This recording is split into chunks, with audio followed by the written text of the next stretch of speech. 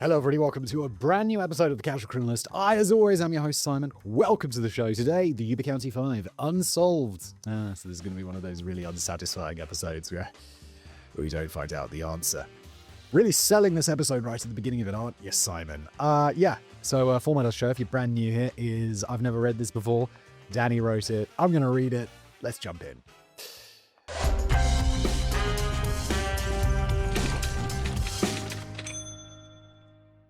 On the night of February the 24th, 1978, the Yuba County 5 were cheering on the UC Davis basketball team during an away game held in Chico.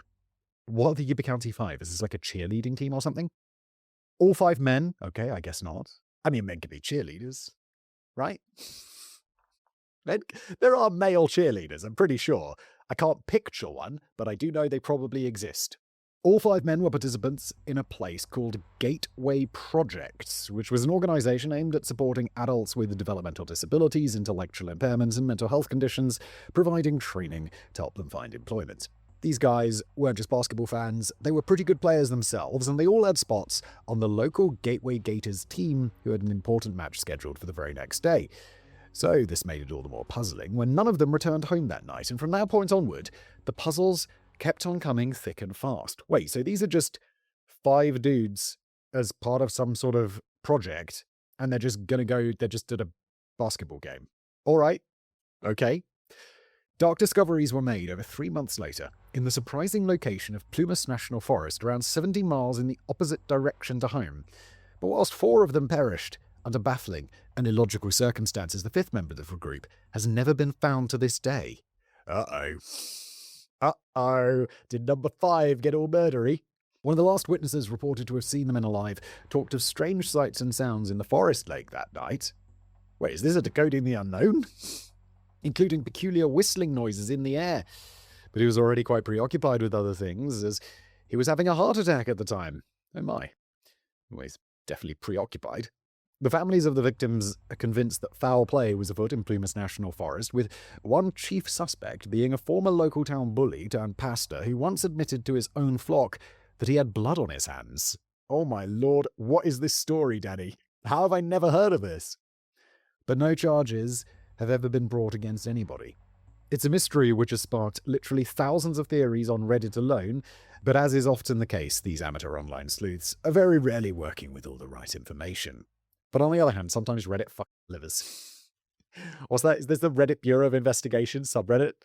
Just before we continue with today's video, I do want to say that it is brought to you by the wonderful people over at Sheath. Now, I did not realize, genuinely, that underwear could be engineered incorrectly until I tried Sheath. And then I realized that basically all underwear except for Sheath is badly engineered. Boxers, too loose. Briefs, too tight. Sweating, sticky, constant adjusting for no reason, like it's somehow normal human behavior. Well, Sheath fixes all of that. They have a dual pouch system that separates everything, if you know what I mean, properly, so there's no skin-on-skin contact, no sticking, and way less adjusting throughout the day, which is very nice, especially as the weather outside gets a lot warmer. And I know it sounds like a small change, but just buy a pair, try it, and the next thing you know, your whole underwear drawer will be filled with Sheath, like mine is. So yes, go to sheath.com/criminalist, use the code criminalist to get 20% off your order. Plus, they've got a 100% money-back guarantee, so there's basically no risk besides continuing to wear uncomfortable underwear for no reason, forever. Try Sheath. And now back to today's episode. So was the tragic story of the Yuba County 5, a coldly calculated murder case carried out by someone remarkably close to the group? Maybe. Was it a bizarre encounter with whistling aliens descending from the skies? I gotta say no to that one, Danny. Or was it just a cascade of deeply unfortunate and freakish events that spiraled into terrible accidents? And could one of the Yuba County 5 still be out there somewhere with all the answers? I mean, 4 accidents in one night feels a little bit suspect, doesn't it? Well, let's get into it, shall we? Basket case.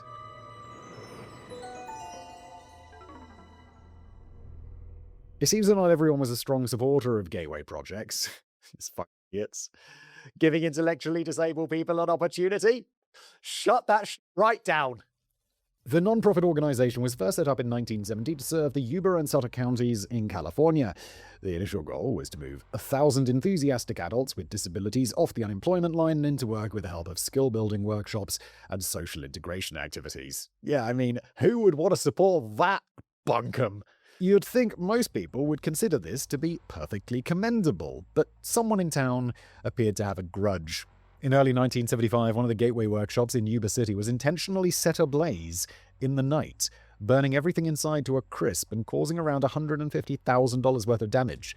Just 2 weeks later, some dickhead lobbed a Molotov cocktail through the window of the main gateway building, whilst people were actually working inside. Why the animosity towards this, what seems prima facie to be quite a nice charity? Thankfully, nobody was serious. It's like, yeah, he lobbed a Molotov cocktail down in there, and then he went down to the Cancer Research Center and set that shit on fire as well. And then he stopped by the pediatric hospital with a... Thankfully, nobody was seriously hurt, and the damage was minimal this time. The following month, the opening day of a new gateway facility turned out to fall a bit flat when everybody had to be evacuated following a bomb threat, and an even more alarming event would unfold just 5 days later, which we'll return to much later in the video.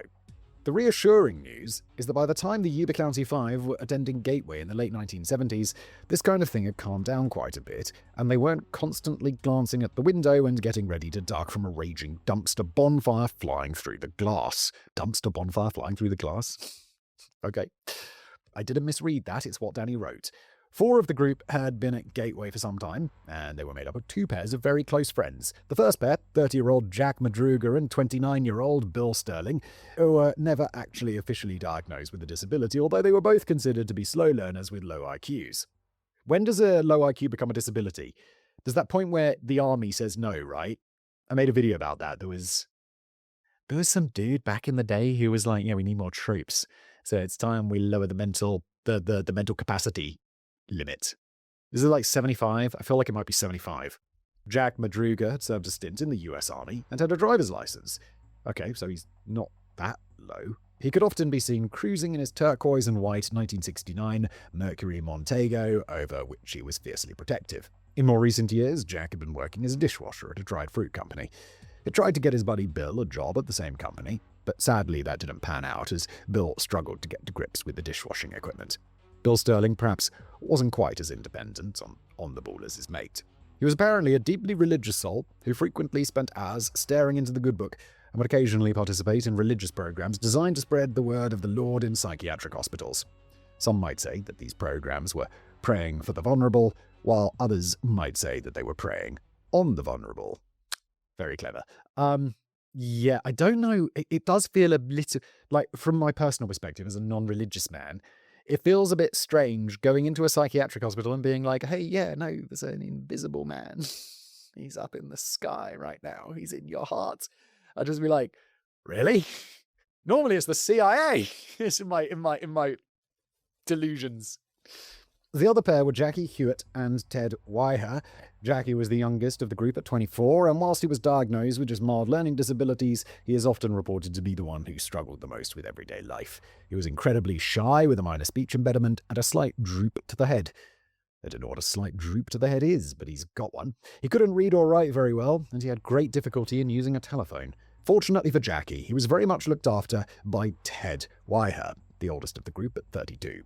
Described as the gentle giant of the group, Ted was also diagnosed with mild learning disabilities, and he acted as a kind of guardian angel to his best mate Jackie, who very much looked up to him in both a figurative and literal sense.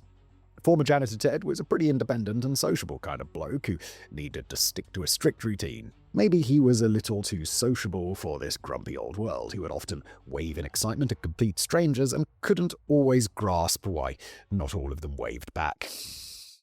As we walk down the street, some dude's waving at me, I'll be like, oh, look away, look away. I don't know that person. Why are they waving at me? His family also reported incidents of slightly odd behavior from time to time.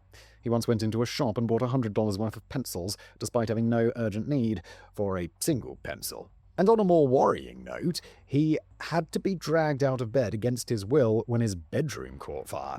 Whilst everything around him was burning, Ted was more concerned that he might be late for work the next morning if he didn't stay in bed and get a proper night's sleep. Tell you what, Ted, You're going to be very late for work if you stay in a burning bedroom. Gary Mathias was a relative newcomer to the group when he arrived at Gateway in around 1977. At age 25, Gary had much in common with Jack Madruga in that he was the only other member of the group to hold a driver's license, and he had also served a stint in the US Army. However, Gary had a pretty tough life, and he often found himself on the wrong end of the law. While serving in the Army, he was an undiagnosed schizophrenic who had developed a problem with illicit drugs. I'm showing the ignorance of my history now, but this is Vietnam, right? There was a lot of drugs in Vietnam. He was eventually discharged from the Army after suffering a number of psychotic episodes and finally getting his overdue diagnosis. But it sounded as if he was very much on the right path by 1978, and his schizophrenia was fully under control now that he was on the right medication. Medication's incredible. This dude was not fun. He was like suffering from schizophrenia, and now it's like, oh, it's under control. Just take a pill. Cool. Gary was helping out at his stepfather's gardening business, and he had bonded with the other 4 guys at Gateway, who are now collectively known by the locals as the Boys. Some have pointed out that this is a faintly patronizing term to describe a group of grown men with mixed degrees of disabilities, but I feel it was more an affectionate term to describe a group of men who were generally well-liked. It's definitely an affectionate term. I'd be like, gonna hang out with the boys, referring to me and my male friends. Maybe like, I'm gonna have the boys round, and we're gonna smoke cigars, which is something that I do with the boys.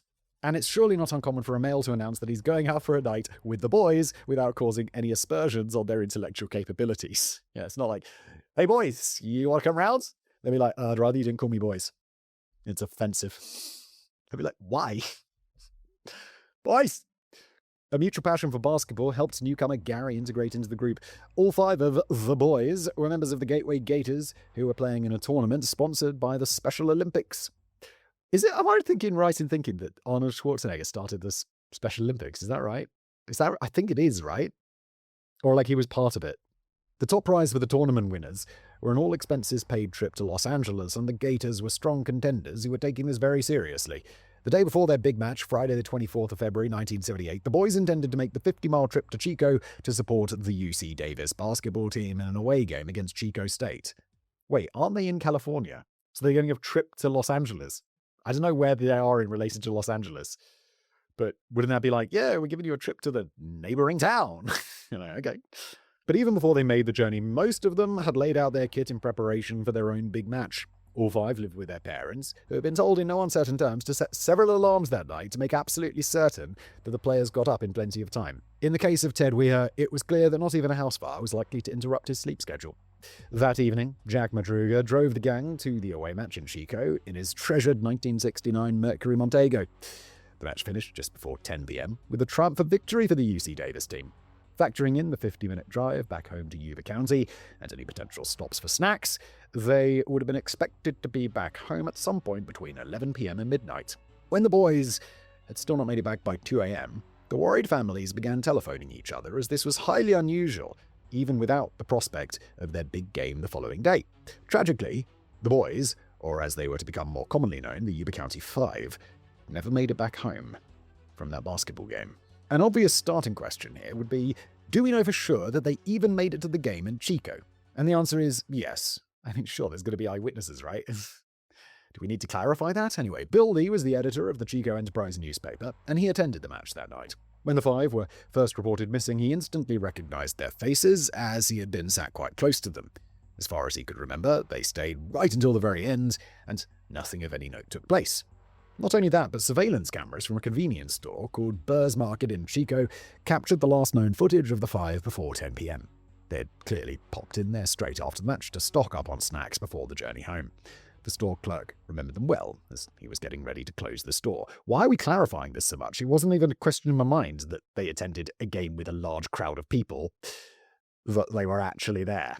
He told the police how he was actually quite annoyed that a big group of men, it's 5 people, had wandered in so late and were taking their time over choosing what they wanted.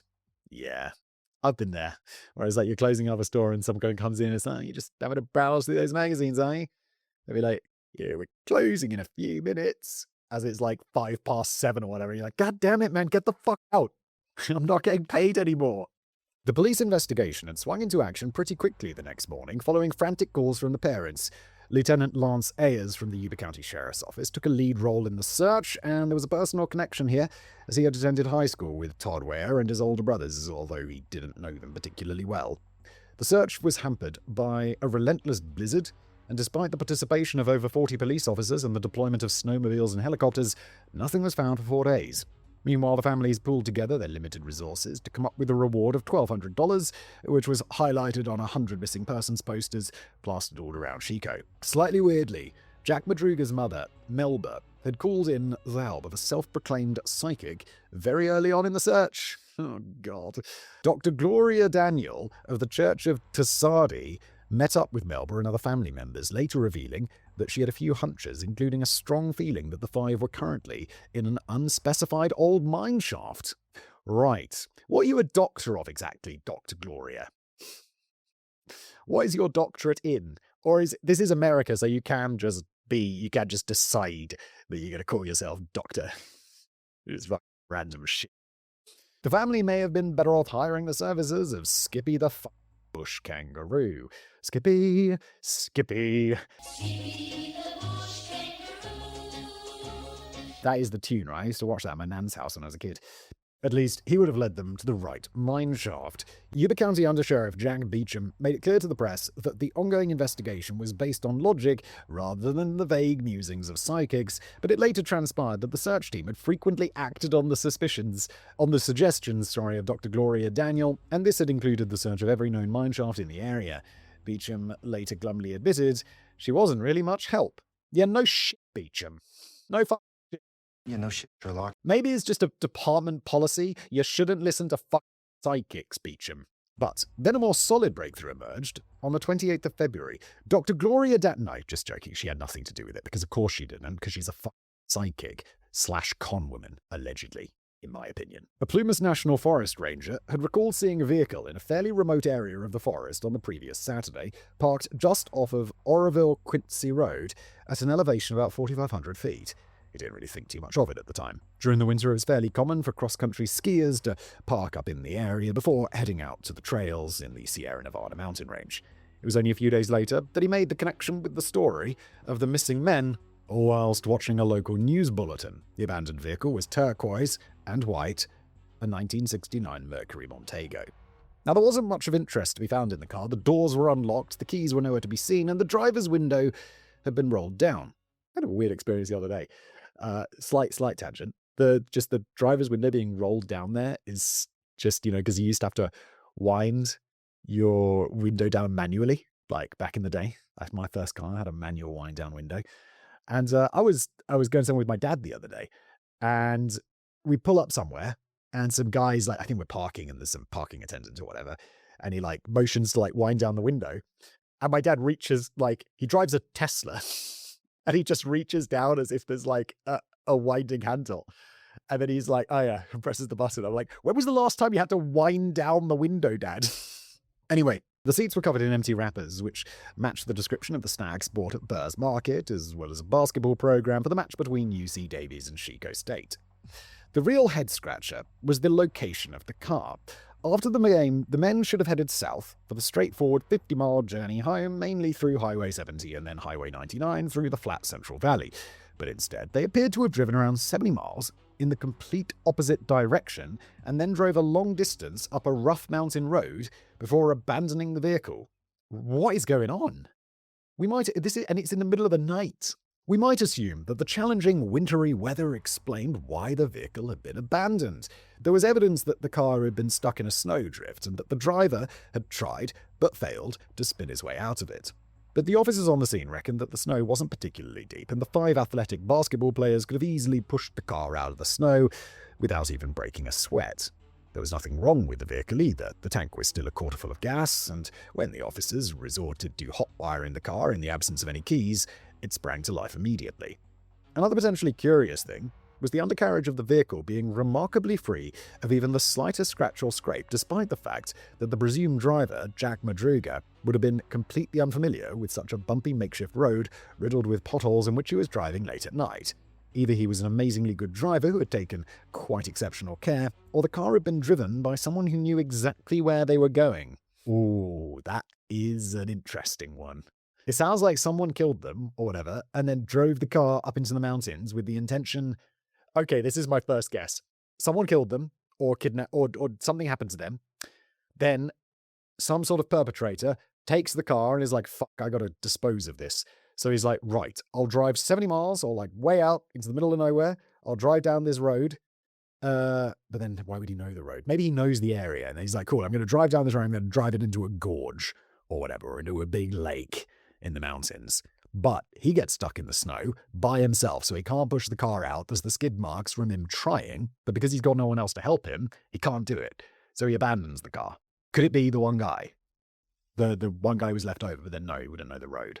The search for more clues intensified for several days in Plumas National Forest, but again, the efforts were severely hampered by the brutal weather, which at one point almost led to further incidents as 2 members of the search team got themselves into a situation where they had to be found and rescued themselves.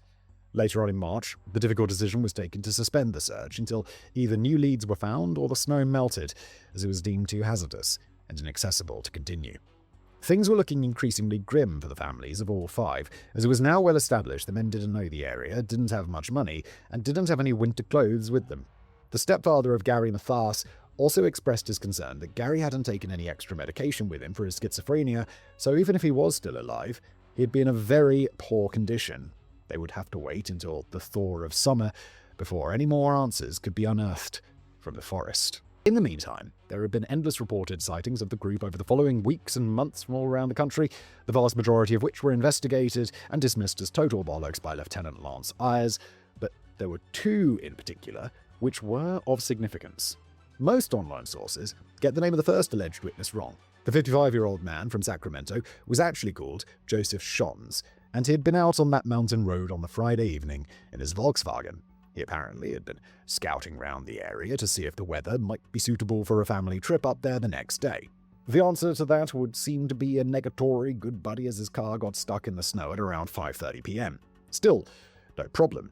Even though Joseph wasn't in the best of health, he felt confident that he could shift it out of the snow himself and turn back, again begging the question why the 5 younger men, who were fitter, didn't try the same trick with their vehicle.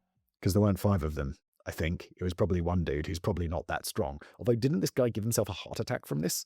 So, maybe not as easy as he thought. It turns out that wasn't a particularly good idea for Joseph, as he ended up experiencing the early symptoms of a heart attack, something which was later confirmed by the local hospital. Yeah. He gave it up as a bad job, got back in the car, where he waited alone in agony for at least 6 hours with the engine running to try and keep warm, but then it seemed that help might be on the horizon. Wait, so he just had a heart attack and then waits in his car for 6 hours? Fuck, oh, survivor. He saw a car pull up about 150 feet down the road, but couldn't make it out clearly.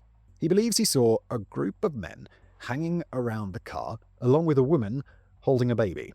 Joseph cried out desperately for help, but the strangers completely ignored him before turning off the lights in the car. In one version of his admittedly hazy story, he also says that he saw a red pickup truck near the other car, whilst in another version he described hearing eerie whistling noises coming from down the mountain road. Joseph readily admits that his memory of events might not be perfect, as he was trying to deal with a heart attack at the time. Indeed. But he's pretty sure that a couple of hours later the headlights of the car behind him were turned on for a while, prompting him to cry out for help once more. Oh, that's gotta suck. He'd be like, help, help. And they'd be like, if he needed help, he'd come out of his car, wouldn't he? It's like, no, he's had a heart attack. It's kind of remarkable that he survived. What a legend. Again, his cries were ignored, and the headlights were promptly switched off. Eventually, during the early hours of Saturday morning, Joseph's car ran out of gas, but he now felt well enough to leave his Volkswagen and start wandering down the road in search of medical help. Along the way, he passed what he presumed to be the same car he spotted earlier, about 150 feet away from his own. He could now identify it as a turquoise and white Mercury Mondego, but there was no sign of any life within the abandoned vehicle. Joseph Schons went on to find medical help and make a full recovery, but the planned Sunday outing was definitely off. You'd be like, no, I'm fine, I'm going out skiing. And it'd be like, dude, you had a heart attack yesterday afternoon. Stay the fuck home. And the police find it entirely credible that he was the last man to have seen the men from Yuba County alive. Whilst Ted Weir's mother insisted that her son would never have ignored a cry for help, we have no way of knowing if any of the men were in a position to offer help. We don't even know that they were in the car at this point. In fact, I don't think they were in the car at this point, is my primary guess. Or they are in the car, but they're dead, possibly. Another slightly odd pair of sightings were also taken seriously during the investigation. They were odd because they're the only faintly credible claims that all the men may have still been in good shape a couple of days after they went missing. All right, tell me more, Danny. The first was reported by a guy called Carol Waltz, who was the owner of Mary's County store in Brownsville, about 30 miles from where the car had been abandoned. After clocking one of the flyers offering a reward for information, Carol got in touch with the police to report that he'd seen two of the men in the store on both the Saturday and the Sunday, matching the photographs of Ted Weir and Jackie Hewitt. A woman who worked at the store also claimed that she'd seen four of the men, everyone except newcomer Gary Mathias, in the store on Sunday. Really? She said she'd served two of the men in the store, whilst the other two were making a call from the phone box outside. She recalled that a man matching the photograph of Jackie Hewitt was making the call, which lasted around 15 minutes. Another weird point is that whilst neither of these witnesses recalled seeing a Mercury Montego, the female employee did recall that a red Chevy pickup truck was parked outside the store while the men were there. Well, that could just be a coincidence, but two people seeing this group and identifying them positively sounds very much like they were really there. This appears to throw up a connection with the statements from Joseph Shons, although neither of the witnesses at the store mentioned anything about a woman holding a baby or freaky whistling noises. Some of the family members found the store sightings to be plausible, as the witnesses described how the men were eagerly grabbing all kinds of goodies and snacks from every aisle, which seemed very much in character. But the brother of Jackie Hewitt pointed out that something was very much out of character. Jackie was meant to have been seen spending 15 minutes on the phone. But Jackie was the member of the group who struggled to use the phone. In fact, he absolutely hated phones. Jackie's brother would usually deal with any calls for him from the members of the group. And on the rare occasion when Jackie was compelled to use the phone himself, he would awkwardly speak about 3 words before hanging up. So the idea of him happily chatting away for 15 minutes doesn't really ring true. These puzzling sightings were chewed over for quite some time, but after the snow finally melted in Plumas National Forest, more substantial evidence finally began to emerge during the beginning of June, and it was not good news. Last night on Earth.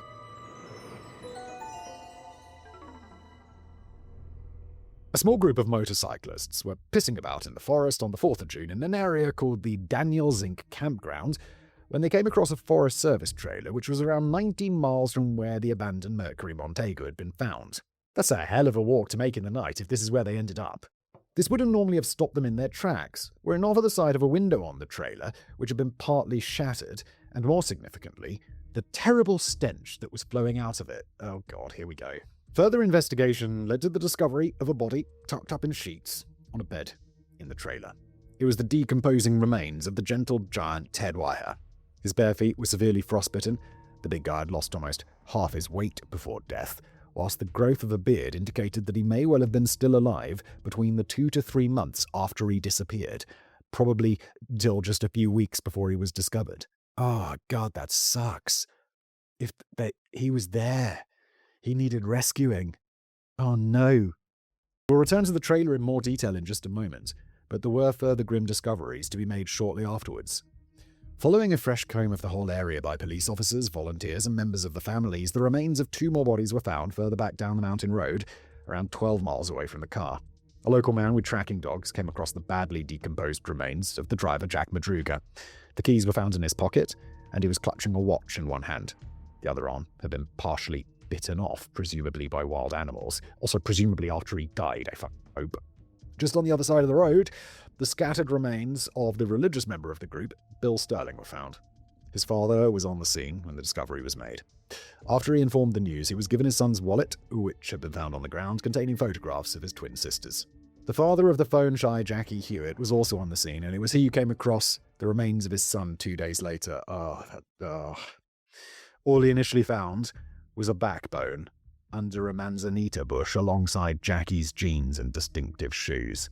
The scavenging animals had clearly been at work on all 3 of the victims, and it wasn't until the following day that a deputy sheriff found Jackie's skull, later confirmed by dental records. Whilst it was difficult to determine the exact cause of death from the remains of these 3 bodies found outside in the forest, the autopsies concluded that Madruga, Sterling, and Hewitt had all died from hypothermia due to exposure. No remains have ever been found of the fifth member of the group, Gary Mathias, but something belonging to Gary was found back up in the trailer near the body of Ted Weiher. A few of Ted's personal items have been found on a bedside table, including a nickel ring with his name engraved on it, alongside a gold watch that none of the families recognized. But whilst the trailer contained all the clothes that Ted had been wearing when he set off to the basketball game, one thing was conspicuous by its absence: his leather shoes. There were actually a pair of tennis shoes found in the trailer, but they didn't belong to Ted. They belonged to Gary Mathias. Wait, the guy is missing? Without shoes? The scenario becomes even harder to fathom when you consider Ted's cause of death whilst taking into account everything else that was either inside or outside the trailer. It's usually reported today that his cause of death was a combination of starvation and hypothermia, but it's a bit more complicated than that. Officially, the cause of death was pulmonary congestion, or wet lung, which essentially floods the lungs with water and causes severe shortness of breath. The condition would have been brought on by exposure, but that's not to say that he wasn't also clearly starving to death, as he'd lost almost half his body weight by the time he could succumb to pulmonary congestion. Just outside the trailer was a shed containing dozens of tins of sea rations or combat rations, prepared wet food predominantly used by the US military for much of the 20th century. Around 36 of these tins had been opened and discarded, so it seems that Ted hadn't gone completely hungry after arriving at the trailer. But the shed also contained a separate locker, by most accounts unlocked and easily accessible, which contained a further massive stash of sea rations that had been left completely untouched. It's been suggested that there was enough in there to feed all 5 of the group for a year. Good lord, that's a lot of food. Which is probably an exaggeration. Yeah, I don't think you can fit that much food in a cupboard. Like, I think about the amount of food I eat in a year. It's a lot of food. But there was certainly enough to keep them going for a while. Yet, Ted remained in that trailer, starving and freezing to death. Another nearby shed was connected to a full butane tank with a valve which would have powered up the trailer's heating system if only the valve had been opened. There were also matches in the trailer, along with enough paperback books, wooden furniture, playing cards, and other materials to keep a good bonfire blazing for quite some time. Yeah, you're also in the forest. There's going to be plenty of shit to burn. Yet these went untouched, whilst Ted was freezing to death with frostbitten feet. As a confused Lieutenant Lance Ayers put it, all they had to do was turn that gas on and they'd have gas to the trailer and heat. So, what can we gather from this so far? It looks as if the 5 men abandoned the Mercury Montego and venturing uphill through the snow, but at least 3 of them perished before the trailer was found. Afterwards, at least one of them sat starving and freezing to death in the trailer while surrounded by unopened food and sources of heat. This naturally throws up 1 or 2 questions, or maybe 11. Wait, is it really going to be 11 questions? Here we go. After leaving the basketball match in Ohio, why did they drive for 70 miles in the wrong direction from home and continue up an unfamiliar mountain road? Why just abandon a perfectly good vehicle and continue on an uphill trek on foot when they could have just used their collective muscle to shove the car out of the snow? Were they really spotted by a mid-heart attack Joseph Shons, who they completely ignored amidst a cacophony of whistling noises? Who was the woman holding the baby? Were they still alive days later and buying snacks from a store in Brownsville? And how come a red pickup truck kept popping up in the most credible witness accounts? How did at least one of them know the way to a random Forest Service trailer 19 miles uphill? Why was Ted Weiher starving and freezing to death in a well-stocked trailer with access to heating? Was all of this just a series of mishaps, or were they led to their doom? And finally, I count 10, but I probably missed one. I guess the first thing is kind of 2 questions in one. Finally, where in time and space is Gary Mathias, and what role could he have played in all of this? As this is an unsolved case, the most honest answer to those is that we don't really know. Thank you for watching. Don't forget to subscribe and smash that dislike button. Well, alright, we can actually have a go at trying to put together some of the pieces from the limited information available, but I think we'll end up a long way off from coming up with a definitive answer on this case. Perhaps the first question of why they travelled in the wrong direction is the fundamental one. That's why I'd like to leave it until last and kick off instead with the reliability of those sightings. Now, according to locals, Joseph Shons was a bit of a funny sausage. Nobody was quite sure what he did for a living. He claimed to be a substance abuse counsellor, but nobody ever saw him or his wife go out to work. It is known that they had a few goes at setting up illegal marijuana farms on other people's land without actually telling them, but predictably this never ended that well. In fact, Joseph had a habit of pissing off the locals and making enemies. banned from most of the bars in the area, he was invariably described as a wet-brain alcoholic, a pathological liar, and a blowhard who rubbed a lot of people the wrong way. Okay. I'm not sure why this is relevant, though. It sounds as if he really did have a heart attack on that Saturday night while stuck in the snow on the mountain road, and it's very possible that he had some kind of encounter with the 5 men in the Mercury Montego. But the exact circumstances are anybody's guess. Theories abound that he may have been involved in some kind of road rage incident with the men, scaring them out of their car and driving them up the hill. Or perhaps he got involved in a fistfight with the 5, provoking the heart attack, which again scared the men into fleeing the scene under the impression that they had killed him. But that all sounds quite extreme. While Joseph Shons was an annoying and obnoxious drunk, it seems unlikely that he was directly involved in the deaths of the men. It's just difficult to place too much weight on anything said by a lone bullshitter who was having a heart attack and readily admits that some of his conflicting memories may have been hallucinations as he was drifting painfully in and out of consciousness. The whole thing with the whistling, the woman with the baby, and the red pickup truck may have originated from either his feverish imagination, his tendency to tell tall stories, or even from separate and entirely unconnected events. Still, pretty curious that a red pickup truck turned up in one of the accounts of the witnesses at St. Mary's country store in Brownsville. It's also interesting that the still missing Gary Mathias was the only one not spotted by either of those 2 witnesses. But unless something utterly incomprehensible was going on here, I'd be very tempted to disregard both of the witness statements from the store as a case of mistaken identity. I think we can say that even though there were 2 of them, just given the fact that they never seem to have left the mountain. It just seems quite unlikely that it was them. I think it's probably a case of mistaken identity. If it was one person, I'd be like, they're just after the reward money. They're just taking a punt. 2 people, I'm less certain of that. But still, I think on the balance of things, probably not them. Especially the phone thing. The guy hated the phone and they said he was on the phone. It already sounds a bit unreliable that the man supposedly seen chatting on the phone was the only member of the group who couldn't bear to use a telephone. But the main point is that unless everything else we think we understand about the case is wrong, then the sightings at the store just don't make a shred of sense. It would seem clear that the group got into serious difficulty shortly after arriving at Plumas National Forest, and they didn't really have the capacity to nip over to Brownville a couple of days later to stock up on snacks before returning to the forest to perish. Yeah, that just sounds insane, doesn't it? The only other explanation could be that they didn't arrive at Plumas National Forest until later than we thought, but this would mean we'd have to completely dismiss the alleged sighting by Joseph Shons on the Friday evening, and the idea of them just happily mooching around Brownsville over the weekend for no apparent reason when they were all meant to be competing in an important match for the Gateway Gators just doesn't sound right either. I really don't think that the witnesses at the store had clocked the right men. Nope, I agree. I don't think they waited around. It's too weird. So then, what are we to make of the abandoned Mercury Montego, and who was likely to have been driving it? It might seem peculiar that the undercarriage was devoid of the slightest scrape if Jack Madruga had been driving along a bumpy and unfamiliar road late at night under hazardous conditions. Perhaps he was just an excellent driver, but it would still have been quite an extraordinary feat to get away without a single tiny blemish on the vehicle. What, so there were no blemishes on the vehicle at all? Like the underside was completely pristine?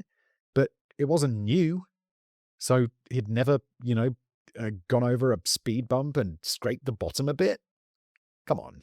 His nephew George later declared that Drac would always drive with meticulous care and attention on rough roads, mainly because he didn't want to damage his cherished car. If anything, this might suggest that Jack was far more likely to have been in the driving seat than literally anyone else who may not have been so bothered about racking up a few dents. Yeah, I kind of think he probably was, right? And let's not forget that the keys were found in Jack's pocket. Even without that, I think seems like this is the driver. It's also his cherished car. But George also revealed that Jack would flat out refuse to drive on an unfamiliar and questionable road if he didn't like the look of it. This was a point backed by Bill Sterling's sister, who recalled a time when Jack had refused to give her brother a lift home because he didn't like the slightly dodgy road that led to his house. But maybe Jack didn't have much choice on this occasion. Why? Why would he not have a choice? You think he's being threatened? Like, no one heads up into the forest because that's the place to go in an emergency when you need something. He's got a gun to his head or something? It also seems suspicious that Jack Madruga abandoned his treasured car with the window wound down and the doors unlocked to embark on a treacherous journey on foot when it shouldn't have been too difficult to get the car moving again. His nephew George reckons that Jack would never abandon his car like that unless he had been forced or coerced to do so. Well, there we go. After the vehicle was so carelessly abandoned, it's again quite extraordinary that the men somehow managed to head in the general rough direction of a Forest Service trailer 19 miles away despite not being remotely familiar with the area. An obvious conclusion to draw is that somebody else was showing them the way or pushing them forward.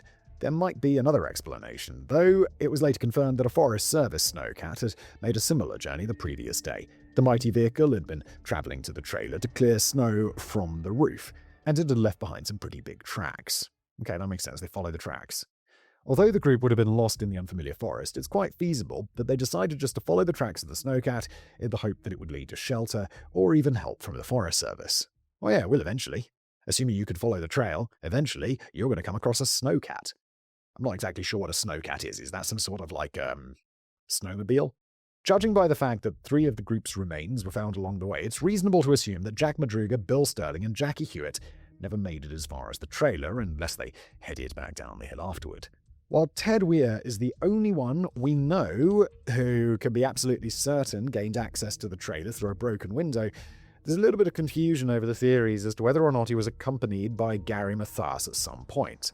And some of that confusion boils down to can openers, just because this story couldn't get any weirder. Now, you would usually require a very specific type of foldable can opener to open those military C rations. It's known as a P-38. Super military, just the can over. Pass me the P-38. At least some cans have been opened by a P-38, and it's often suggested that only Gary Mathias and Jack Madruga had the military experience to know their way around one. Right, it's a can opener. They're probably going to be able to figure it out, even if they are a bit dim. As it seems fairly probable that Jack died before getting there, this must point to the presence of Gary Mathias in the trailer at some point, as Ted couldn't have opened the rations himself. However, I'm reliably informed that it's really not that hard to figure out how to use a P-38. I mean, I would probably struggle. I once nearly died just trying to use a normal tin opener to open a Frey Bento's pie. Oh, Danny, Frey Bento's pies are gross. I bought one once when I was a student, just because I was curious, and I think it was like £2 in Iceland or something. Maybe it was even less. Maybe it was like £1. And I put it in the oven. It's like this tin pie. It's just a pie. You open it up. It's got puff pastry in it. I put it in the oven. The pastry cooks and rises, and the inside gets hot. It's just a bit gross, Danny. It kind of reminded me of dog food. But I reckon Ted would have been able to manage it. And even if he couldn't, there's another little detail from the police files that often gets missed. While a couple of cans have been opened with the P-38, the majority of them have been opened by a standard church key opener, which even a non-military type, myself excluded, should have had no problems in using. Is that what they're called? Like a standard tin opener is called a standard church key opener? I had no idea that that's what a tin opener was called. I just called it a tin opener. Of course, the piece of evidence that points more strongly to the presence of Gary Mathias is his pair of tennis shoes found in the trailer and the absence of Ted's leather shoes. This suggests that at some point Gary decided to leave the trailer but swapped his old tennis shoes for more durable footwear that a seriously ill Ted no longer may have been in any position to use. Gary was a smaller size than Ted, but his own feet may have swollen from frostbite. Assuming that Gary was there for, we just wet. One size is not a disaster, especially when it's too big. It's just that's a bit too big. Maybe put on an extra pair of socks. Assuming Gary was there for a while, it does seem odd that he never bothered to turn on the gas or to start a fire, but I suppose he may not have been firing on all cylinders himself, particularly as he would have been out of medication. But the unopened C rations are perhaps less of a mystery. It seems feasible that as Ted Weir had become seriously ill in the trailer, he was no longer in a fit state to even move after he laid on the bed with severely frostbitten feet. Gary Mathias was the only one opening the cans, and when he left the trailer, Ted wasn't able to do anything further himself. Even if 1 billion cans of C rations had been stacked up in the shed along with a few thousand KFC buckets, there'd have been no use to Ted. Well, I mean, KFC buckets would have been fine. They're probably just frozen. Bring them inside, let them thaw. No tin opener required. And this does lead to a somewhat uncomfortable question about Gary, one which has been voiced by relatives of the victims. Did Gary Mathias have something to do with the deaths of the other 4? Know your enemy.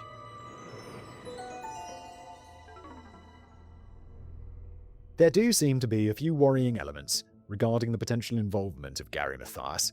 He was the only one not to be found, and so he could still in theory be hiding out there somewhere. Maybe, or he just died in the forest and the forest is really big, and the animals took him and they just never found the body, right? Ted Weir's brother, Dallas, also grew suspicious much later in the 90s when he claims all the family members were invited to participate in a proposed episode of NBC's Unsolved Mysteries dedicated to the case.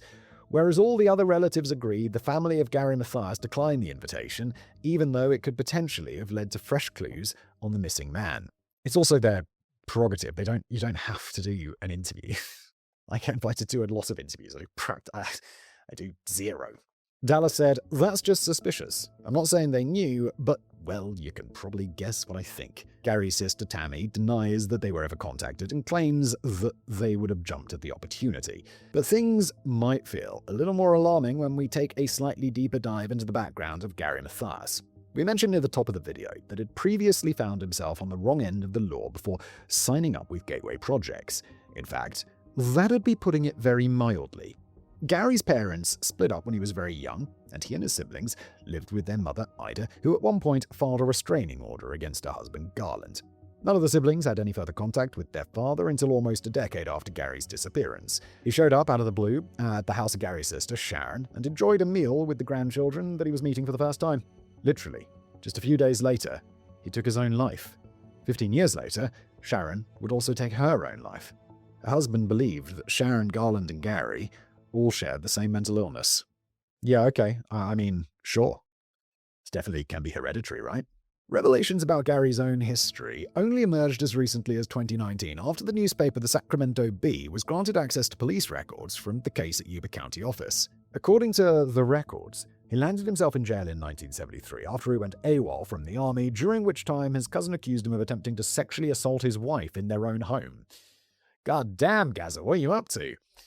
8 days after his arrest, he was causing a commotion in his cell and calling for the attention of the two sergeants. When they opened the door to find a completely naked Gary Mathias, the prisoner punched one of the sergeants pretty hard in the face, drawing blood.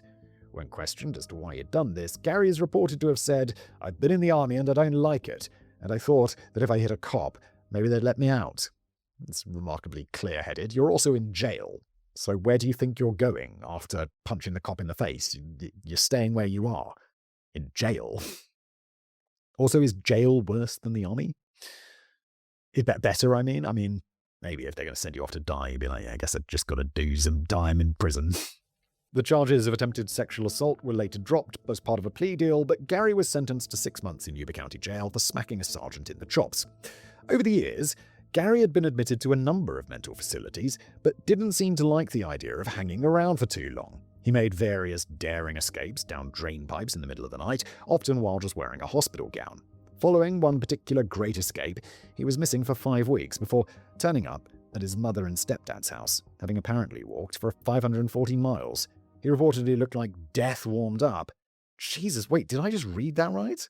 He escaped for 5 weeks before turning up at his stepdad's house, having walked 540 miles. That's insane.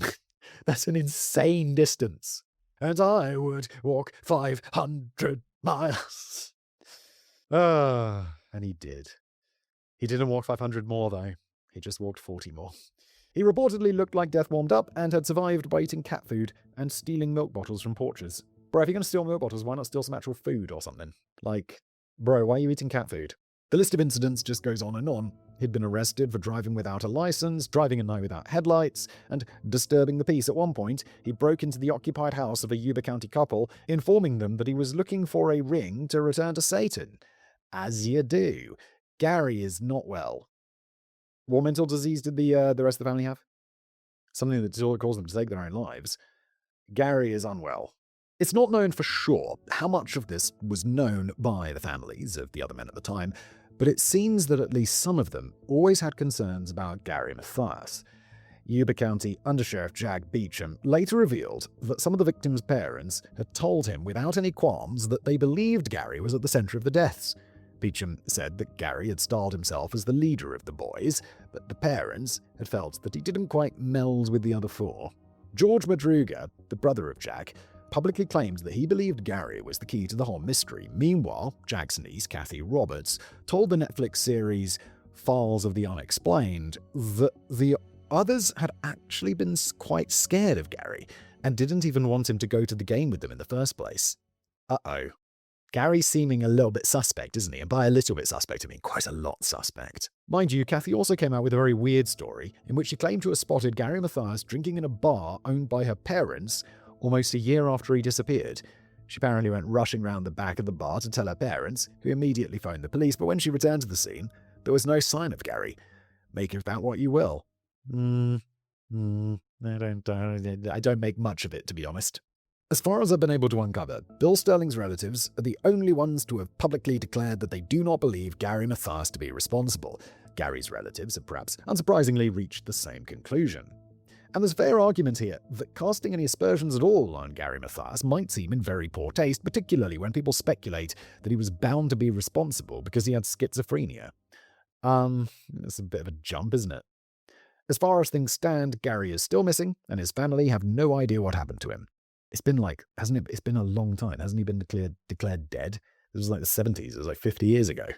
Whilst there's speculation that he might still be alive, the fact that he hasn't popped up again at any point over the last 48 years, aside from what may have been a cheese dream in a local bar, don't know what a cheese dream is, but apparently, his current state of health doesn't seem particularly promising, and he could well have perished in a very similar manner to his friends.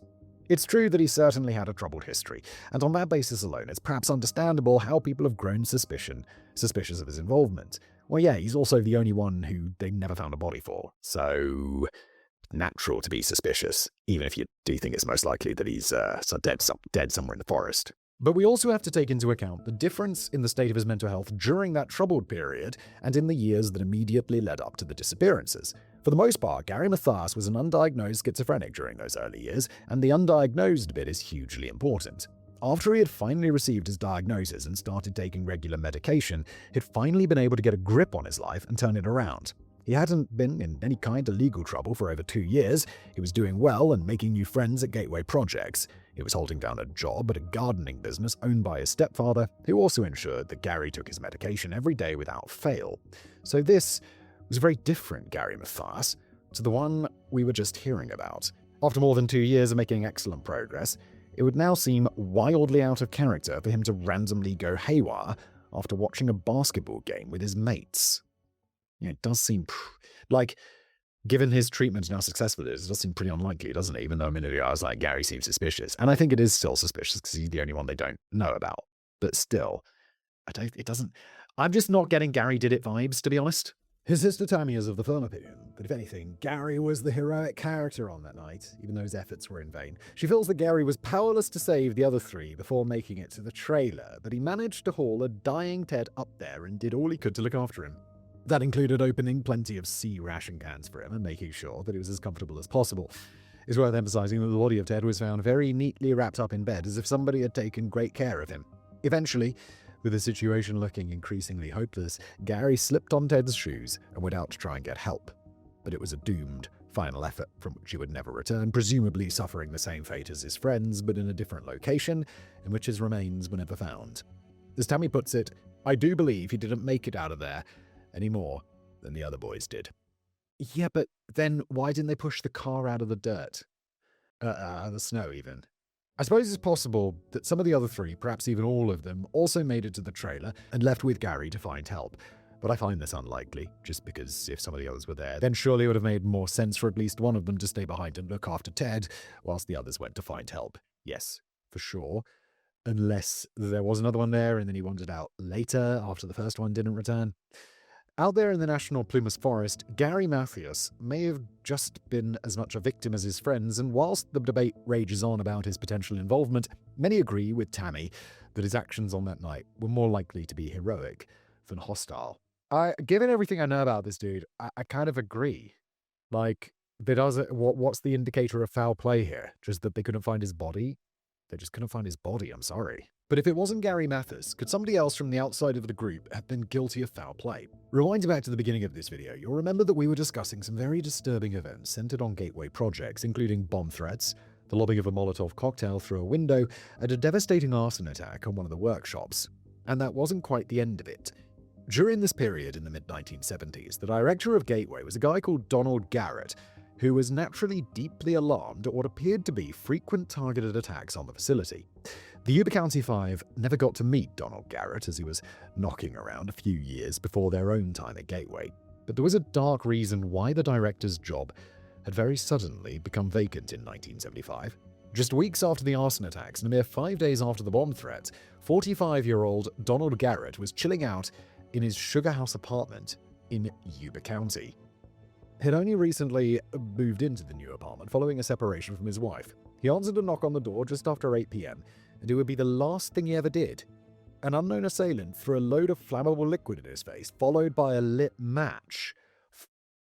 Now, the police were quick to arrive at the scene following a call from a neighbor, but Donald was already dead with severe burns on over 60% of his body. The identity of the murderer was never discovered. What the fuck did you do, Donald? At first I was like, why are people targeting this seemingly very nice charity? So he's just a guy he's a director of a charity. What the fuck did this guy do? He's probably just terribly underpaid. And he seems to be doing a good thing. He got divorced. Could it be something to do with it's always the partner, it's always the wife, it's always the husband. But in this case, I don't know, that seems pretty intense. And the Molotov cocktails and stuff, what did Donald do? Acting Sergeant Ronald Harnish initially expressed his belief that the murder and arson attacks were related. He told it, I would agree with Ronald here. It'd be pretty extraordinarily unlikely if they weren't, right? He told the press, apparently someone really has it in for Gateway projects for some reason or another. Aside from that, we don't know much else. We have to assume the attacks are all related because they were all associated with Gateway. No, the second one where he's murdered isn't associated with Gateway, really. It's associated with him. I would say that, not Ronald, Donald. Similar names.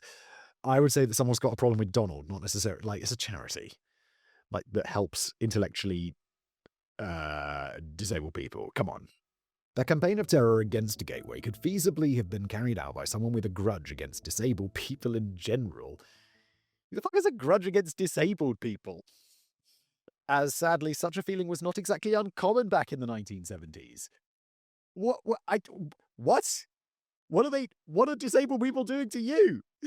I don't understand. Like, I don't agree with racism, but at least I can understand when people are like, oh, they're coming into our country and taking all of our jobs. It's like, I don't think it's correct, but at least there's a reason. People just be like, nah, I just don't like people who can't walk. Those guys. Like, what the fuck? What's the reason? I don't like that there are ramps where there could be stairs. I don't like that the man flashes and it beeps. You know, when you're crossing the street. I don't know if that's an American thing. It's a European, British thing. While this decade marked the height of the US disability rights movement, it also provoked backlash from the kind of people who thought that disabled people should remain largely excluded from society on the facts that they were dangerous, burdensome, or unsightly. What is it next going to be? Oh, I can't have ugly people. If I was a disabled rights activist or whatever, and someone was like, disabled people are unsightly, every ugly person, I'd be like, you're unsightly. What should we do with you? Make you stay inside? Yeah, ugly. This was during a time when some US cities still had ugly laws. I was joking. What the fuck? In place which banned people with visible disabilities from public spaces on the grounds that their appearance might be offensive or upsetting to brain-dead idiots. I did not know this was a thing. I am learning something that is upsetting. What the That's what? It doesn't even make sense. I don't understand. Facilities such as Gateway were often the target of hate campaigns from people who believed that the very idea of offering support and employment training to people with disabilities was distasteful. What do you want them to do? Just stay at home and suck up your tax money? It's logically better if they are productive members of society. It's better for you if they are productive members of society. I don't get it. The fuck? And this has led to the idea that the Yuba County Five were targeted on that night by people who simply didn't approve of Gateway or anyone who attended, perhaps even the same people who were either setting fire to buildings or murdering the director. I take it back. I was like, oh, this must be something it is Donald. Ronald's the cop.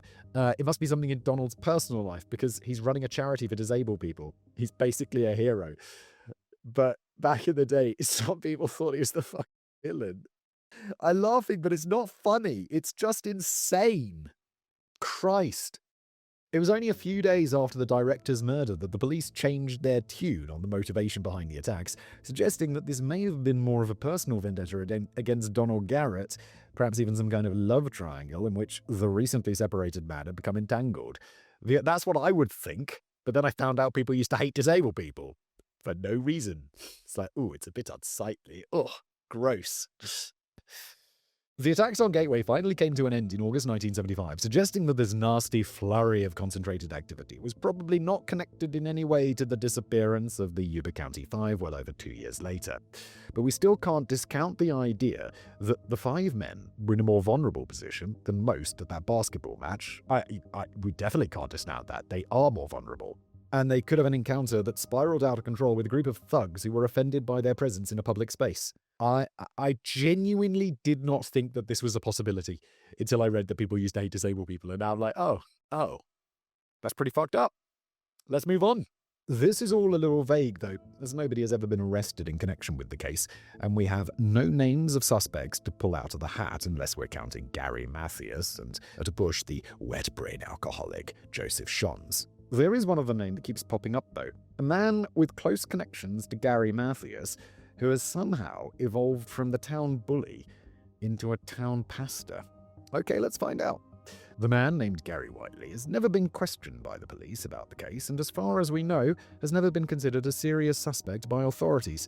His role in the case is largely confined to unconfirmed rumours, local gossip, and several hundred online rabbit holes that I fell into whilst researching this script. Based on that alone, I wouldn't usually have mentioned him at all, as it's obviously far more reliable to stick with official documentation, press reports, and solid facts, but I'm making an exception here, partly because of the sheer frequency that this name keeps popping up, but mainly because some of the relatives of the victims have stated that they believe this guy was involved.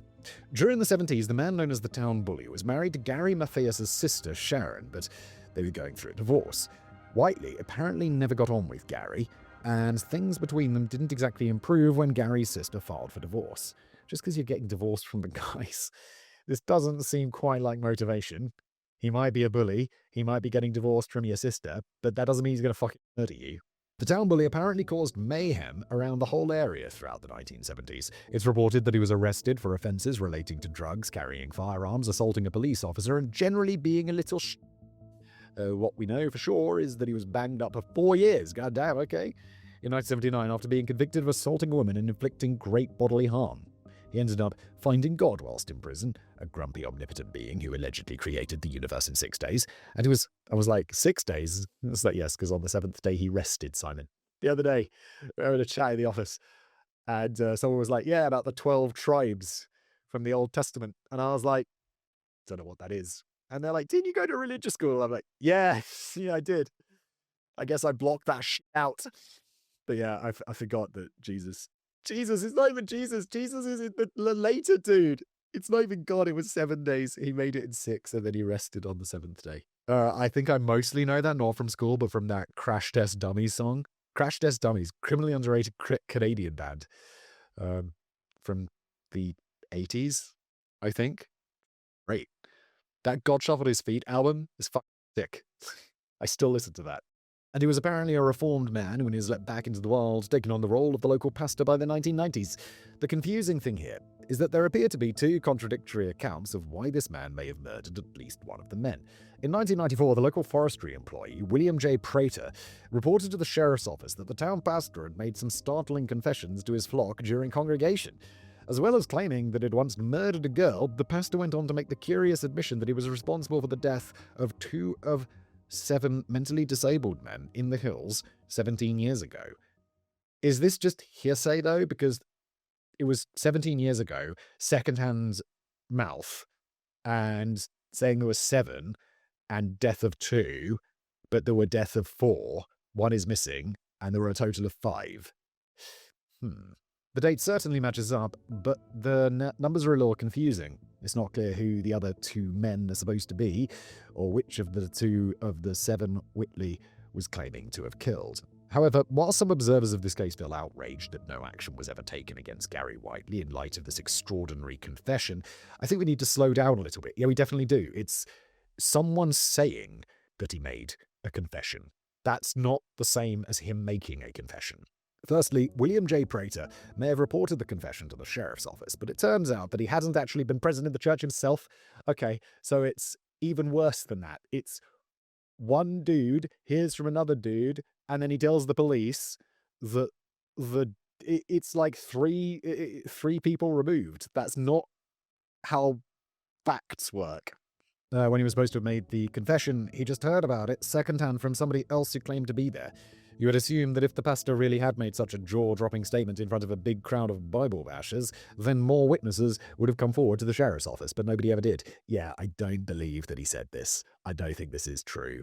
I think maybe that guy is like, fuck that guy. He was such a dick. Then he went to prison and now everyone's chill with him. Fuck that guy. I'm going to say he murdered people. I think this is just, even if it isn't nonsense, it's just pointless to pursue this. I can completely understand where the police are at. Maybe there's more, but I doubt it. It's not clear if Whiteley was ever questioned by police over the allegation. This isn't even enough to question him, is it, really? But this really all boils down to little more than a bloke sharing a story that he heard down the pub. Maybe one of the congregation got a bit confused about the parable that the pastor was sharing. They can be a bit cryptic at the best of times, especially the one about the talking donkey. Again, don't know what the talking donkey's about.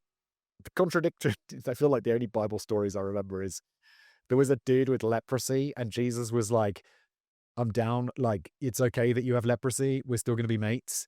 And then there was the one where Jesus had like some bread and then he made more bread and more fish from the bread and the fish. And he fed like, I don't know, lots of people. That's the only Bible stories that come to mind. And then the one about God destroying that town or like turning people to stone or some shit because they turned and looked back at something. That's it. That's all I got. The contradictory account relating to Whiteley is interesting because it would suggest that Gary Mathias never actually made it to National Plumas Forest, having already plunged to his death following an incident known as the Brawl at Burrs Market. Gary's sister Tammy had played a pretty big role in putting forward this story, as she claims to have talked to at least one witness who saw the whole thing. To cut a fairly short story even shorter, we know that the last confirmed sighting of the five, backed up by CCTV footage, was at Burrs Market in Chico, where they stopped to stack up on snacks. Good lord. Stopped to stock up on snacks is a tongue twister and a half. After the basketball game at around 10 p.m. The story goes the men bumped into the town bully and a few of his cronies in the store who began hurling vicious insults at Jackie Hewitt and later started slapping him in the face. Probably like, "You're unsightly, disabled man!" Gary Mathias jumped in front to defend his friends, leading to a massive brawl in the store between all the men. This spilled out onto the streets, where Whiteley and his gang got the upper hand in the fight and somehow forced or coerced the five into making the drive to Oroville Dam.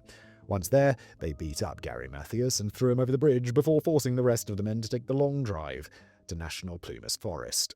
I don't think, no. Wait, so do we have CCTV evidence of this fight happening in the store? Because it just says they stopped to pick up snacks and it saw them. Then the story goes that they bumped into these cronies and had a fight. But was that on the CCTV? When was this happening? Was it the 70s? Right? Yeah, like, did they have good CCTV? It's like a long-ass time ago. Parts of the story were apparently related to Tammy by one of the town bully's cronies. Oh god, it's like, yeah, from one person to another. It's like Chinese whispers. Who was apparently racked with guilt, but he died of a heroin overdose 2 days later, which wasn't very helpful at all. Jackie Hewitt's brother, Tom, it's also very convenient, isn't it?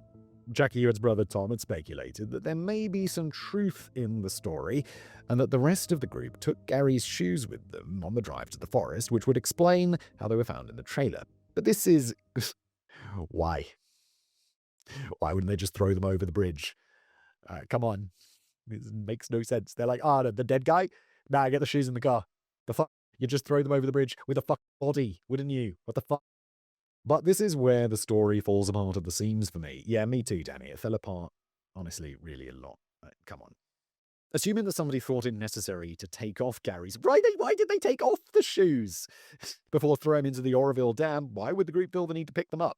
Well, I mean, to not leave a man's shoes by the bridge and make it look like, something's happened. Like maybe someone decided to off themselves off the bridge and took off their shoes for some reason. Maybe they're just comfort. I'm going to take off my shoes right now, maybe. So yeah, I understand getting rid of the shoes, but you'd just throw them over the ledge, wouldn't you? More to the point, after leaving the vehicle in the National Plumas Forest and preparing to embark on a big hike through the snow without any bags, why on earth would one of the group feel it necessary to carry a dead man's shoes in their hands? Right? Makes no sense. And that's not the only niggle here. There are plenty. The guy on duty at Burr's Market distinctly remembers feeling a bit annoyed that the big group of customers had turned up so late and were taking them their time choosing their snacks. But he doesn't recall a massive punch-up breaking out in the store, which you'd think would be a slightly more memorable way of ending your shift. Yeah. And there are no news reports or police files relating to any kind of disturbance at Bear's Market, so again, we're relying on slightly dubious third-hand accounts and idle gossip. Yeah, I wouldn't say they're slightly dubious, I would say they're utter nonsense. Or bunkum, perhaps. Several other relatives of the five have expressed that they still believe that Gary Whiteley was responsible, even though there are simply no hard facts to back any of this up. Yep, they want someone. They want someone so they can have some closure. I understand it, but it doesn't make Gary it doesn't make Gary guilty. I was going to say any more guilty. He's not guilty of anything. At least, related to this crime, in my opinion, allegedly, possibly, probably, I don't know. Meanwhile, some of the relatives are still convinced that the men were victims of foul play, even if they don't necessarily know the identity of the perpetrators. Yeah, I'm way less willing to write off that there was that could definitely be foul play. Like, why did they drive up into the forest? It's very odd. The parents of Bill Sterling and Jack Madruga insist that their sons didn't particularly enjoy the great outdoors and absolutely hated cold weather. Yet no one's going out into the forests in the middle of the night in winter when you should be going home for a big basketball game that you've got tomorrow so you get a good night's rest, which obviously they want because there was that one dude who was like, no, I'm not leaving my bed.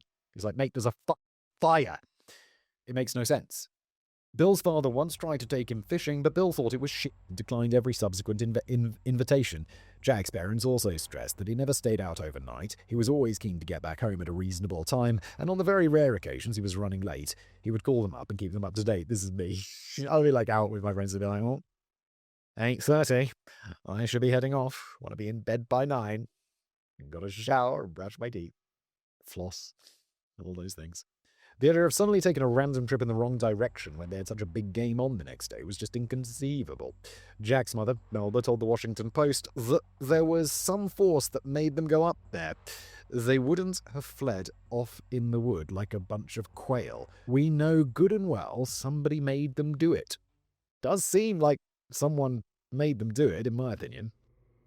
Brain stew.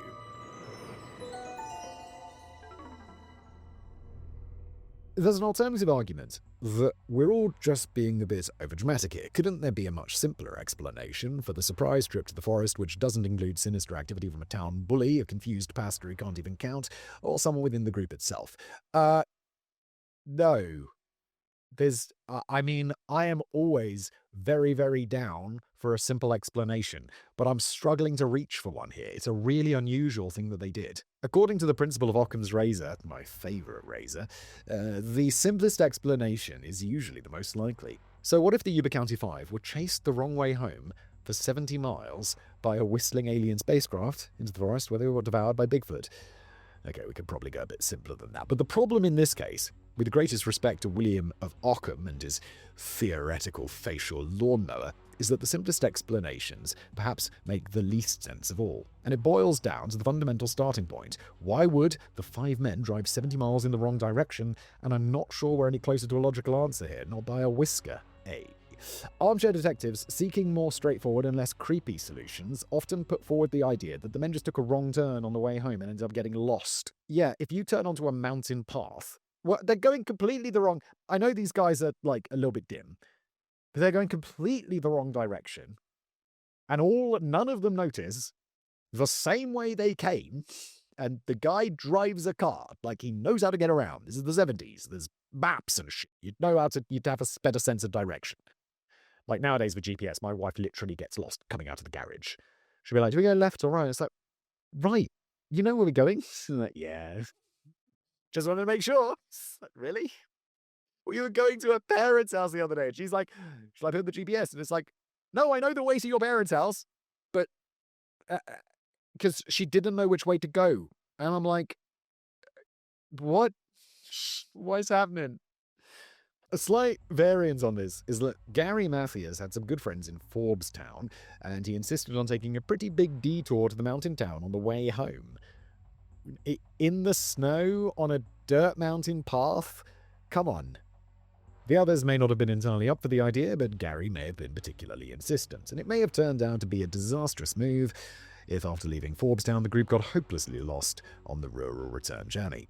Taking that one step further and venturing back into the slightly sinister of territories, another theory is that the group had a very specific reason for visiting Forbestown, and that was to score something they couldn't get back home. I'm told that mountain towns such as Forbestown are surprisingly big on weed and meth. Oh, what do you know? And at least one of the group, possibly Gary, who tends to cop the blame for everything, wanted to visit some friends or acquaintances who could supply him with exactly what he wanted. That seems more likely. It's like, no, I need to score some pot. It's like, should we take the massive detour? Yeah, it's fuck. Let's Harold and Kumar this shit. Let's go. Whilst it's again possible that the guys got lost on the way back, it could be that they had some kind of arrangement with the shifty purveyors of sunshine in a bag. They managed to get back in the sunshine in a bag. I've never heard that one before. They managed to get back in the car, but got caught up in a terrifying car chase that led them to the National Plumas Forest. Terrifying car chase over the purchasing of weed. But did they say meth as well? I don't know anything about meth. Well, let's just park up for a minute and work our way backward. Gary Mathias was the only one with a history of substance misuse, and he'd been clean for a few years and now stuck exclusively to his prescribed medication, which was clearly working out well for him. It seems quite doubtful that the others were ever interested in buying illegal drugs or even buying alcohol. They just weren't the type to attend all-night parties, go to bars, or get off their heads in the woods while pumping out a bit of Pink Floyd. It's the worst thing they could do in that sentence. Pink Floyd. Instead, their lives were centered around family, the Gateway Project, basketball, and early nights. This is me. Other than the basketball, I'm just like, yeah, no, just chill at home.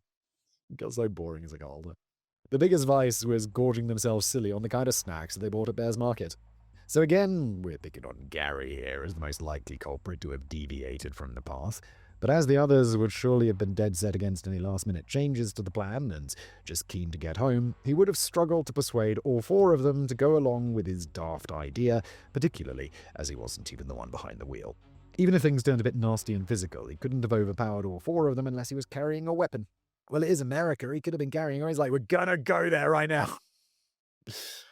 And this is where I think we could be getting a bit carried away. By the sounds of it, Gary was just as excited as the others about the big basketball match the next day, and just as keen to get home for a good night's rest. His family claimed that he'd been talking about literally nothing else but the basketball match for weeks. It just doesn't seem to make sense that he'd suddenly turn on his four friends after a visit to Bear's Market. It's true that Gary did used to have friends in Forbestown, but randomly turning up on their doorstep unannounced at 10:30 p.m. with a bunch of people they'd never even met might not have been an entirely welcome move and would certainly have been out of character for Gary. Besides, when police questioned the friends, they all said that they hadn't heard a peep from Gary for over a year, and they assumed that he'd kind of drifted away into his new life. It sounds like Gary made a great decision to just change his environment and not do weed and meth anymore. And it seems he really got his shit together and took his meds and became a good boy. So we keep wheeling back to the simplest explanation of all. They just took a wrong turn and got lost. But I'm not buying that either. No, if you get, you'd be just like, guys, did we drive down a random mountain road, which is dirt, on the way here? And be like, I don't remember. You'd turn around sharpish, go back on the main road, and continue on the main road, wouldn't you? Yes, it's true that people take wrong turns all the time, and it's not uncommon for drivers to get hopelessly lost as accusations start flying thick and fast about which numpty was holding the map upside down. But the point here is that the drive from Chico back home to Yuba County is a ridiculously simple, straightforward, flat, and heavily signposted journey across Highway 70 with practically no wrong turns to take. So what we would be suggesting here is that the five went the wrong way right from the start, completely ignored all the signs, and kept going in the wrong way for 70 miles before eventually turning onto forest service roads and climbing all the way to an elevation of 4,500 feet. You think that at some point, somebody would have questioned whether they might have gone slightly off course, particularly at the point when they were literally driving up a mountain. Yeah, like those forestry paths for like forestry workers and fire trucks and stuff. It's like, those are not roads. You know when you are on one of those. There's signs saying, don't drive here. One point that's often unfairly brought up here is that some of the men had learning disabilities. Oh, I mean, come on, they're a little bit dim, but this is like, I'm sorry, but you can't be driving a car if you can make that level of mistake. And this may have been a factor in why they were making some questionable decisions on that night. But there were 5 of them in the car, only 2 of them who had actually been diagnosed with minor learning disabilities, while the other 2 had simply been described as slow learners with low IQs. Yet they're not that dumb. They're not. None of these men were the childlike simpletons that often got described in the contemporary press. 2 of them had served in the military. Yet you've got to meet the bare minimum. You can't be serving in the military if you get lost like that. It's just no. The same 2 were experienced drivers who knew very well how to get back home from Chico to Yuba County, particularly as it largely involved just turning around and going back on the same highway. As the driver's brother George Madruga puts it, upon the off chance that Jack may have taken a wrong turn, he knew to simply turn around and retrace the route and not to drive aimlessly until the road ended. Yeah. The men's later behavior at the forest also backs up the idea that the simplest and most innocent explanation is perhaps the least likely of all. We know that Jack Madruga took enormous pride in his 1969 Mercury Montego, and his family insisted that there is absolutely no way, even under the most dire of circumstances, that he would willingly leave the vehicle unsecured with the window wound down and all the doors unlocked. Yeah, he wouldn't even take it on a dirt road. I mean, come on. And if they were in charge of their own actions after leaving the car, they would surely have headed back down into civilization in search of help, rather than continuing up the mountain road in the darkness. I suppose they may have spotted the tracks from the Forest Service snowcat and figured that shelter might be close by, and when that turned out not to be the case, they kept on ploughing on in the hope that they'd find what they were looking for just around the next corner. And they kept doing that for about 19 miles, but taking everything into consideration, it seems more likely to me that the Yuba County 5 were far from in charge of their own actions. The sheriff's office didn't agree with me, at least not at the time. With a lack of concrete evidence pointing to foul play, the case wasn't elevated to a homicide investigation. Investigators leaned heavily toward the theory that the men had just taken a detour and gotten lost, although neither the police nor the coroner ever reached a definitive conclusion. Critics have argued that the investigation was half-hearted, and that some of the men's learning disabilities had drawn the police to a hasty conclusion that the 5 got themselves into this mess. Come on, guys, please. Some have even suggested a cover-up and continued to ponder why Gary Whiteley wasn't investigated more thoroughly. Really? He's just missing. To back up this argument, it's pointed out that several officers involved in the case, including Lieutenant Lance Ayers and Deputy Undersheriff Jack Beecham, later got their names slapped on the Brady list. I don't know what that is. It's a database of law enforcement officers with a history of misconduct or dishonesty which could undermine their credibility if they were ever called to testify in court. Ooh, that's a list you don't want to be on. The idea is that the likes of Lance Ayers and Jack Beecham must have been bent all along and weren't the right men to be leading the case. Maybe they were all in the town pastor's pocket. Well, no. And what's their upside here? Just laziness? Like, a bent cop would be like, well, you're doing it for something. Influence, money, power, something. Here is just like, why? Why? I don't know what the motivation is. That is a bit of a stretch, though. While no officer wants to get their name on this list of shame, it doesn't mean they've committed a criminal act or even lost their job. We don't know the circumstances that got Ayers and Beecham onto the Brady list, but there's no reason to conclude that it had anything to do with the case that they both seem pretty devoted to. It could be that it was just impossible to find evidence on who, if anyone, forced the Yuba County 5 into National Plumas Forest, and that includes any evidence relating to the reformed pastor deemed by many to be the main suspect. I don't understand. Like, the pastor's a dick. I think we can all agree that maybe he's a reformed dick, but no one liked him. Many people had grudges against him because he was a dick. That doesn't make him a suspect. Come on. There are still many who conclude that Gary Mathias was responsible, and it's understandable how his troubling history raises more than a few alarm bells. I do wonder, though, if much of this suspicion is also spawned from the fact that his were the only remains never to be found. Yeah, definitely. Which, if you think about it, is probably massively irrelevant. Also, yeah, definitely. He's dead, somewhere out there, probably eaten by animals. Sucks, poor Gary. But I don't think he killed anyone. Considering that none of the 5 men were wearing winter clothing, it seems almost certain that they all perished in the forest, including Gary. There's a nutty idea that Gary carried out this fiendish plot and then escaped to live a new life under a new identity, but how did he manage that? Did he have a helicopter waiting on standby near the trailer, waiting to fly into the French Alps? If Gary was involved, it's maybe more likely that it was just a random, unplanned incident and he didn't have any plans for an endgame. I still doubt it, though, and lean more towards the theory that Gary Mathias was an innocent victim who went out of his way to help his friends, but to no avail. And it seems the sheriff's office now agrees with me on this point, although they didn't want this information made public. We'll return to that very recent-minded development in just a moment. Okay. It's an old-ass case. But don't get too excited. Oh, it's really minor and it doesn't bring us any closer to what exactly happened. Oh no. Frustratingly, all we can really do is speculate that the incident may have involved people who have never been identified. Maybe the group saw something at the basketball game that they weren't supposed to see, and they were followed on the way out. They could have been apprehended after they picked up snacks from Bear's store. There's a lot of support for the idea that the men were being pursued by another vehicle, and this is what led them to the forest. But that would be a pretty epic car chase spanning over 70 miles, and the police never found any evidence of what should have been a pretty noticeable pursuit. Besides, if the men were fleeing from their attackers, why would they flee the wrong way from home? I suppose they could have been in a state of blind panic, but it does seem odd to keep driving further and further away from home after such a period.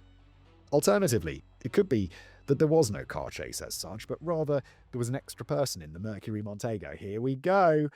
This is what I possibly think. I think maybe there was there's a bad actor who got involved somehow. I don't know, do I think it's particularly likely? Do I think there's any evidence for it? No, but I'm really struggling to find another explanation.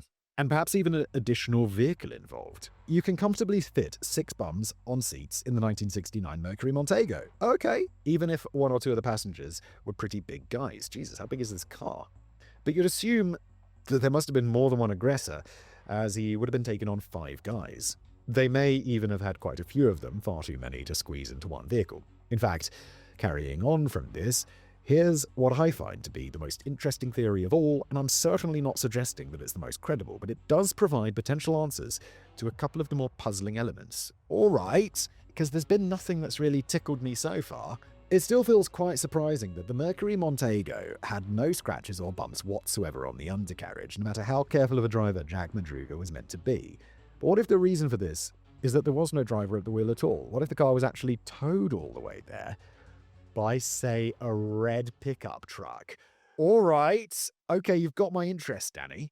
This could have been the admittedly quite outlandish scenario. The aggressors, who may have just not taken a liking to the men from Gateway, attach the Mercury Montego to the truck in which they're traveling. Some of the boys might have also been dragged into the truck, whilst the others are left inside the car. They're towed all the way to the National Plumas Forest, causing no damage to the underside of the Mercury Montego. At some point, the scene is observed by Joseph Shons, but he's too busy having a heart attack, so he can't fully grasp what's going on. I think this is it. This is the most likely one so far. I'm with Danny. There are some dudes who are douchebags, and as we learned, people used to not like disabled people. So they're like, fuck these guys. Let's, and then like, they're just a little dim. They're like, fuck those guys. Get it, let's lock them in the car, put them on the tow truck, and leave them in the woods to see what happens to them in the cold. Because they're fucking psychos. Oh, this is it, isn't it? In this scenario, the boys are marched all the way to the trailer, which is known to the aggressors, and Jack Madruga isn't even given a chance to wind down the window or lock the doors of the car that he's being forced to abandon.